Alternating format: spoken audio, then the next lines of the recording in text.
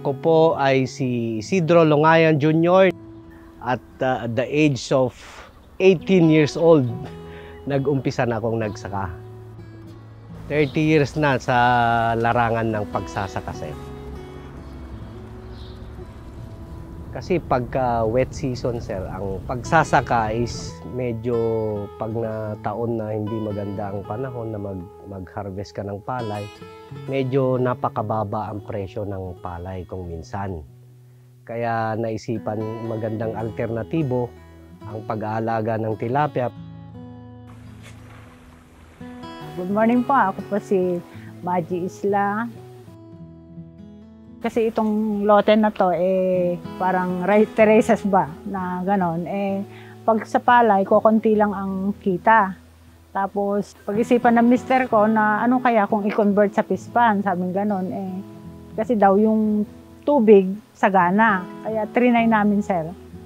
Okay naman. Sa palagay ko, mas maganda yung, yung pond. Kung maganda yung site ba. Kasi ang kailangan natin dito yung source of water saka yung pag-exitan ng water. Kasi pag nandun tayo sa patag na patag, yung water talaga ang kailangan. Para maganda ang kita natin, siyempre, consider natin yung place niya. Nung una akong nag-alaga ng tilapia, kasi itong hulog na to, nasusunod na hulugan namin ng mga pond natin, is pang-apat na beses na to, sir. Pero nung mga unang patukaan natin na feeds, yung mga nabibili dyan, kasi una pala tayong nag-alaga nung nasubukan ko, nahanap ko ang tate feeds. Kung ikukumpara ko noon sa nauna kong ipinapakain, nakita ko napakabilis lumaki. Within 3 months mahigit, pwede na kaming mag-dispose kesa doon sa mga nauna. Medyo mas matagal konti. Itong last na pag-alaga namin, talagang nararamdaman ko na mas efektibo itong tate feeds na to. Malalaki sila, sir, pabilog talaga, yung talagang matataba, yung kung sa quality ang titingnan mo sa tate feeds na pagpapakain namin sa last, yung mga klase ng tilapia, makikita mo talagang malulusog sila, makakapal ang lasag sa Ilocano.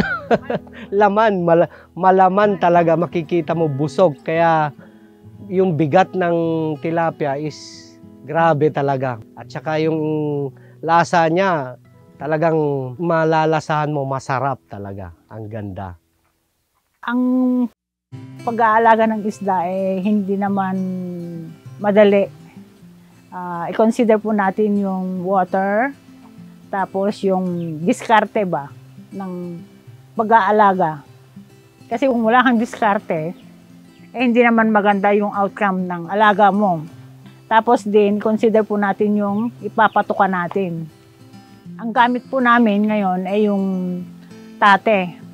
Kasi since nag-umpisa kaming nag-alaga ng isda, tate talaga, kaya wala kaming may compare na ibang feeds, kundi tate lang. Ang masasabi ko lang sa tate, maganda siya. Tapos, through experience ba, lahat ng paggamit namin dito, kumita naman. Tapos, sabi pa ng mga customer namin, pag natitikman nila yung isda namin, masarap daw, tapos matataba. Hanggang sa buntot, may makuha kang laman. Yung laman talaga, siksik ba?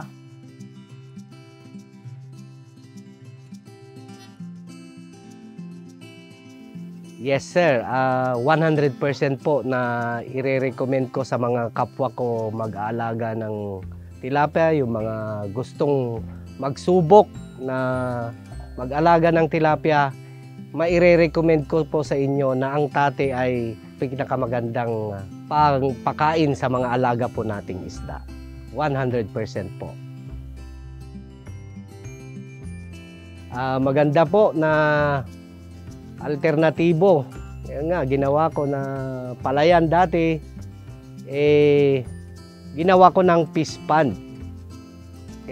Balak ko pang magdagdag ng gagawing pond para, kasi yun na nga, yung kita, based lang ako sa kita ng 1 hektarya is sa kita ng pagtitilapia sa 1 hektarya, 5 times nakita doon sa pag-aalaga ng isda. Kaya magandang gawin ito mga kapatid at magpakain tayo ng tate para mas maganda yung kalabasan ng alaga nating isda.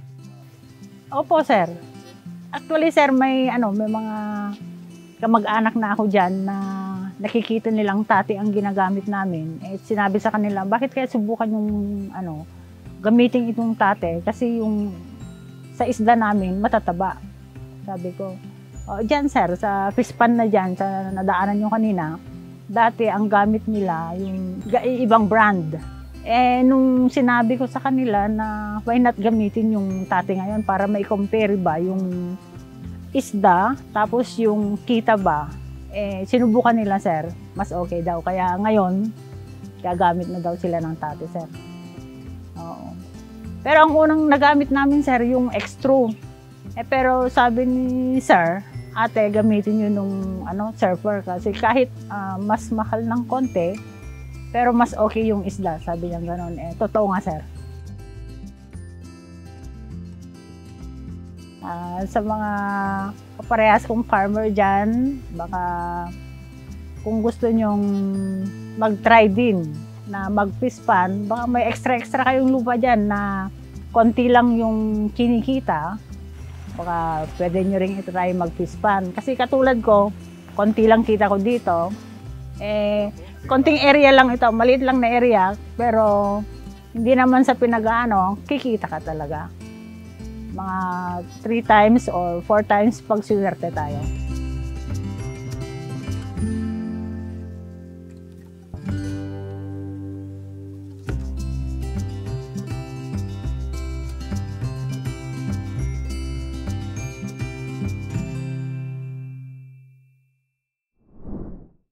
Kung kayo'y may natutunan sa videong ito, huwag kalimutang i-click ang subscribe button para makatanggap ng updates sa mga bagong Tate TV episodes.